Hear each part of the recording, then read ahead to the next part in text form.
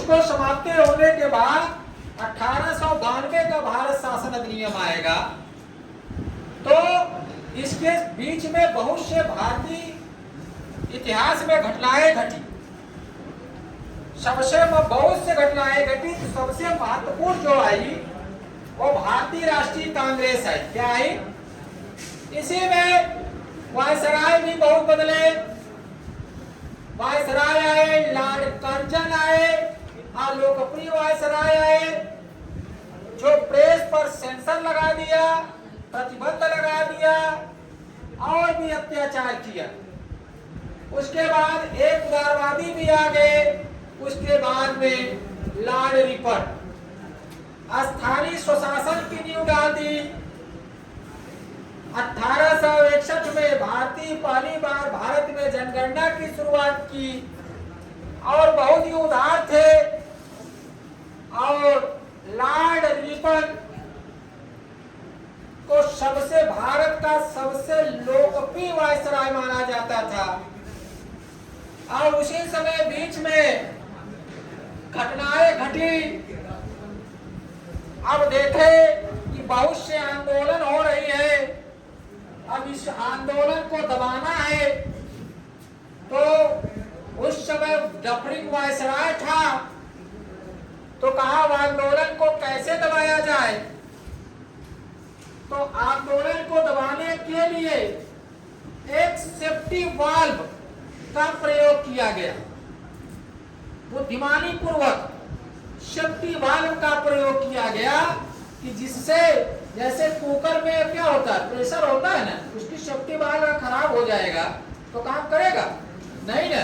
तो आंदोलन के दबाने के लिए एक वैधानिक संस्था की स्थापना की गई। वह संस्था भारतीय राष्ट्रीय कांग्रेस हुई। यह भारतीय राष्ट्रीय कांग्रेस एक सेफ्टी वाल्व के रूप में काम किया और ये भारतीयों को आंदोलन का एक प्लेटफॉर्म भी मिल गया। अंग्रेजों ने प्रयोग किया कि ये जो उग्र आंदोलन है उसको तो दबा दें और एक वैधानिक संस्था कांग्रेस जैसी संस्था की स्थापना कर दे। कांग्रेस माने group of some important person, कुछ महत्वपूर्ण पर्सन का एक समूह था जिसमें पढ़े लिखे लोग रहते थे और वो अपने जनता के बीच में जाए और ये बताए कि हम ब्रिटिश जो है धीमे धीमे आपके पक्ष में काम कर रही है। उदारवादी दल आए, गर्मवादी दल आए, बहुत से ऐसे दल आए, फिर में उग्रवादी दल आए। लेकिन अब इसमें वो जो बुद्धिजीवी वर्ग की संस्था के रूप में काम किया। तो भारतीय राष्ट्रीय कांग्रेस एक सेफ्टी वाल्व था। ये डफरिन सोच रहा था कि जो उबलते हुए आंदोलन है ब्रिटिश सत्ता के प्रति उसको दबाया जाए, लेकिन वैधानिक संस्था के माध्यम से। लेकिन भारतीयों को आंदोलन के लिए एक प्लेटफॉर्म मिल गई। कैसा प्लेटफॉर्म? वैधानिक प्लेटफॉर्म, संगठन के रूप। अभी तो जितने संगठन हो रहे थे उसको अवैधानिक रूप घोषित कर दे रहे थे। अब खुद डफरिन ने कांग्रेस की स्थापना किया। कांग्रेस की स्थापना some important group of some important person.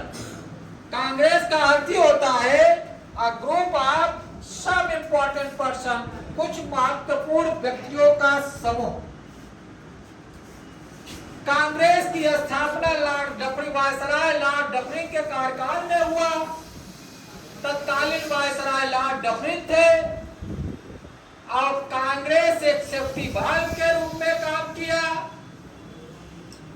Congress की स्थापना 28 दिसंबर 1885 में हुई। 28 दिसंबर कब हुई? 1885 में हुई। और इसके जो संस्थापक थे एयो ह्यूम थे। इसके जो संस्थापक कौन थे? एयो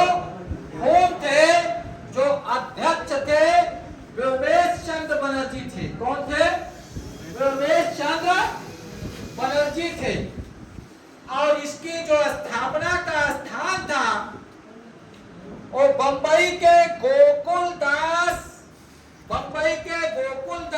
तेज प्रताप संस्कृत विद्यालय में हुआ।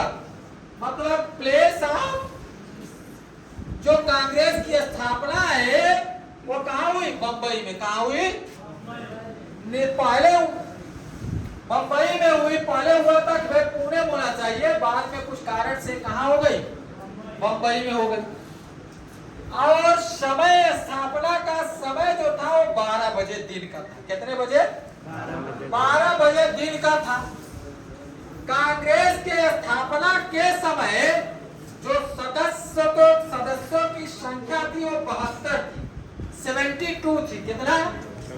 72 सदस्यों की संख्या थी। हमने कहा कि ये group of some important person, Congress का अर्थ ही होता है group of some important person, और वो बुद्धिजीवी वर्ग की संस्था थी। तो उसमें 39 वकील थे, 14 पत्रकार थे, एक डॉक्टर थे और शिक्षक थे। जो बचे हुए कितने थे? शिक्षक थे। उद्देश्य इसका एक ही था, देश में राष्ट्रीय एकता और राष्ट्रवाद को प्रोत्साहन देना। देश में राष्ट्रीय एकता और राष्ट्रवाद का प्रोत्साहन देना। लेकिन ये तो भारतीय लोग देश में राष्ट्रीय एकता बनाने का प्रयास किए, लेकिन जो अंग्रेजों का कुचक्र चाल था इसका ये था कि जो उबलते हुए आंदोलन था उसको एक वैधानिक संस्था देकर दबाया जा सके। क्या दिया जा सके? दबाया जा सके। और इसका नाम का जो सुझाव दिए, वयोवृद्ध नागरिक कहा जाता है किसको? दादा भाई नौरोजी का। ट्रेन थ्योरी ने भी यही दिए। धन निकासी का सिद्धांत दादा भाई नौरोजी थी। सबसे वयोवृद्ध नागरिक थे, सबसे वृद्ध नागरिक थे। इनकी उपाधि थी। भारतीय राष्ट्रीय कांग्रेस में सबसे वयोवृद्ध नागरिक कौन है? दादा भाई नौरोजी। ट्रेन थ्योरी किसने दिया? दादा भाई नौरोजी। पूछा है यूजीसी नेट में पूछा था एक बार, किसके सुझाव पर भारतीय राष्ट्रीय कांग्रेस की स्थापना किया गया? तो दादा भाई नौरोजी के सुझाव पर भारतीय राष्ट्रीय कांग्रेस की स्थापना की। इसमें जो सदस्य भाग लिए ये भी पूछता है, दादा भाई नौरोजी, दिनसा वाचा, केटी तिलक, फिरोज शाह मेहता और बहुत से ऐसे सदस्य, एस सुब्रमण्यम, वी राघवाचारी, ये सब सदस्यों ने भाग लिया। और इसी भारतीय राष्ट्रीय कांग्रेस में तो आया एक 3 प्रकार से आया। एक 1885, यहां मिटा दे रहे हैं जी, इसको लिख लिए हो ना सब लोग? चलो यहां मिटा दे रहे हैं। देखो एक आया 1885 से 1905 तक। 1900 इस कांग्रेस को कहा गया उदारवादी कांग्रेस। क्या कहा गया? उदारवादी। उदारवादी दल कहा गया। क्या कहा गया? उदारवादी दल के अंतर्गत एक कांग्रेस है। ये दया याचना से अपना अधिकार मांगना चाहती थी। वो क्रमिक रूप से अपना अधिकार मांगना चाहते, उग्र नहीं होना चाहते। जो नरम दल वाले या उदारवादी दल वाले थे, जो 1885 से 1905 तक चला, ये संवैधानिक रूप से अपना अधिकार अंग्रेजों से लेना चाहते। ये उग्र नहीं होना चाहते थे, क्रमिक समय अपना अधिकार मांग रहे थे। और एक दूसरा दल हुआ 1905 से 1919। एक दूसरा दल हुआ 1905 से 1919 में शुरुआत हुई उस दल का। एक दल जो हुआ, एक गरम दल आया, उग्रवादी दल। कौन सा आया? उग्रवादी दल आया। कौन सा दल आया? उग्रवादी दल आया। उग्रवादी दल आया। ये लड़कर टिट फॉर टैट का नीति अपनाकर, जैसा का तैसा नीति अपनाकर, ईंट का जवाब पत्थर की नीति अपनाकर ये अपना अधिकार लेना चाहती थी। इनका ये कहना था कि ये तो मेरा देश है, मैं किसी से अधिकार क्यों लूं, मैं छीन कर लूंगा। क्या लूंगा? मैं क्या लूंगा? छीन कर लूंगा। क्या लूंगा? हम छीन कर लेंगे। हम किसी दया याचना पर निर्भर नहीं है। उग्रवादी दल दया याचना की बात नहीं करते हैं। कहते हैं कि अगर तुम मुझे बम मारोगे तो हम भी बम मारेंगे। हम तो, ये मेरा देश है, मैं तुमसे लड़ कर लूंगा। लेकिन उग्र ज्यादा दिन तक चलता नहीं, उग्र ज्यादा दिन तक चलता नहीं। फिर देखो तीसरा आया क्रांतिकारी दल। कौन सा आया? क्रांतिकारी दल, जिसमें भगत सिंह थे, जिसमें भगत सिंह थे। भगत सिंह क्या थे? क्रांतिकारी थे ना। क्या थे? क्रांतिकारी थे। क्या थे?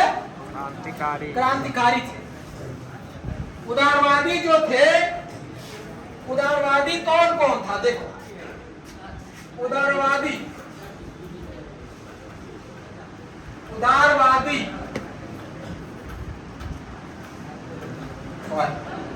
उदारवादी लिखो, लिख लो। उदारवादी पूछता ये भी है, उदारवादी दल के नेता कौन कौन थे? देखो वैसे तो दादा भाई नौरोजी पहले थे। दादा भाई नौरोजी कौन थे? दादा भाई नौरोजी कौन थे? दादा भाई नौरोजी। गोपाल कृष्ण गोखले और रानाडे।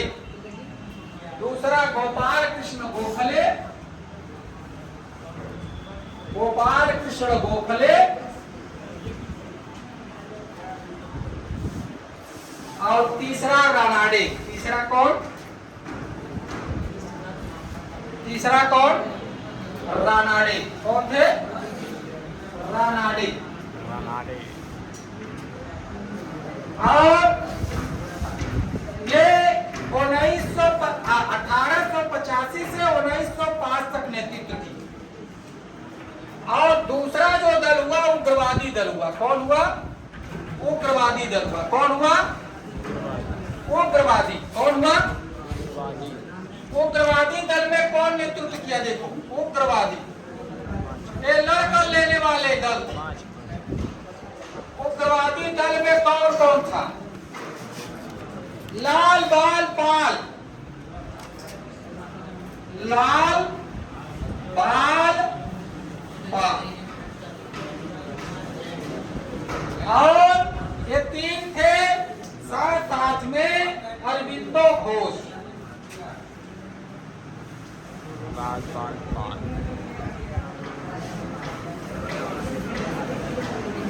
अरविंदो घोष। सब प्रश्न पूछा है।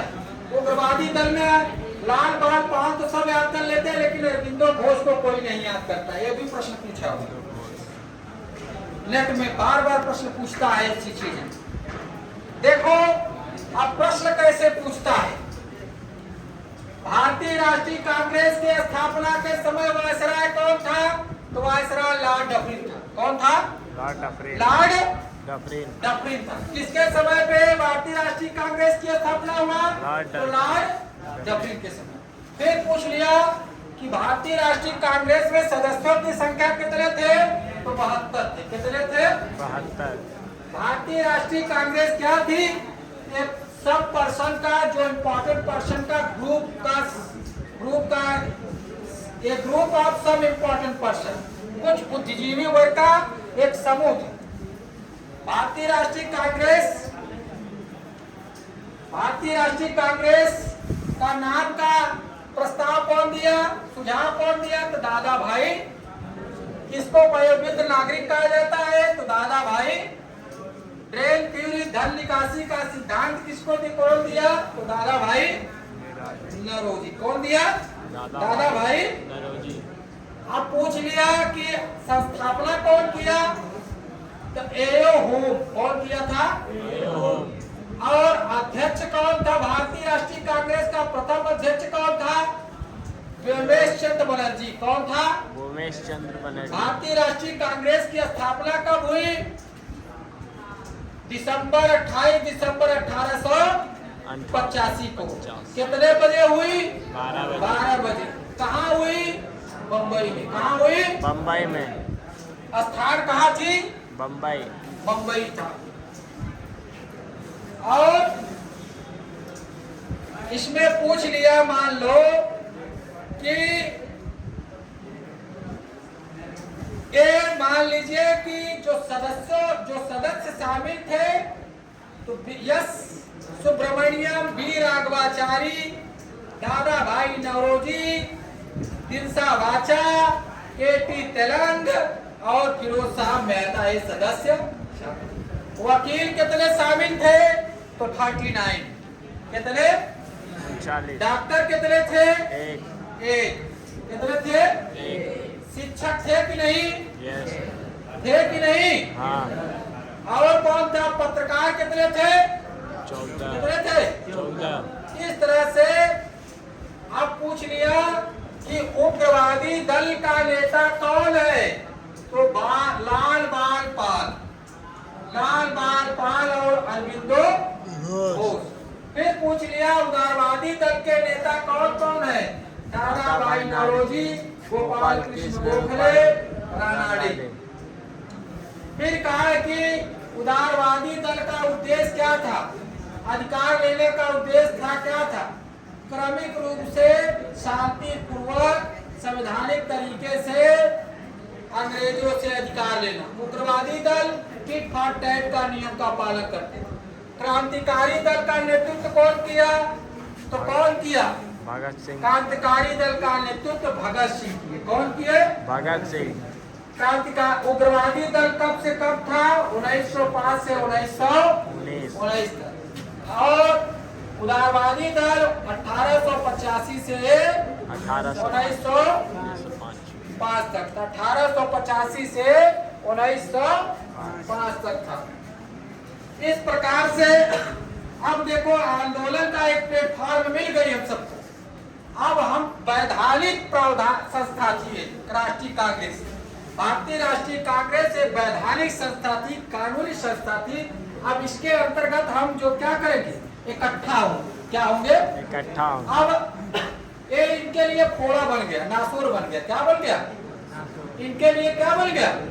नासूर बन गया। अब इसमें कलेक्ट होकर कुछ लोगों का भले समूह था, अब ये मास में जो ये समूह बनने वाले हैं, अब प्रचार होगा और इसमें सब इकट्ठा होकर बाद में यही कांग्रेस लॉर्ड डफरिन के लिए क्या बन गया? यही अंग्रेजों के लिए क्या बन गया? थोड़ा नासूर बन गया। क्या बन गया? नासूर बन गया। और इसी के अंतर्गत रहकर लोग इकट्ठा हुए, आंदोलन किए, उनको भले दबाया गया लेकिन एक वैधानिक उनको प्लेटफॉर्म मिलकर ये कार्य किया गया। और बाद में 1947 में क्या हुआ? भारत स्वतंत्र हो गया। 15 अगस्त 1947 में भारत और 14 अगस्त 1947 में। इस तरह की ये प्लेटफॉर्म मिलना बहुत जरूरी है किसी जो है आंदोलन करने की। ये प्लेटफॉर्म मिल गया भारतीय राष्ट्रीय कांग्रेस। ठीक है, चलो।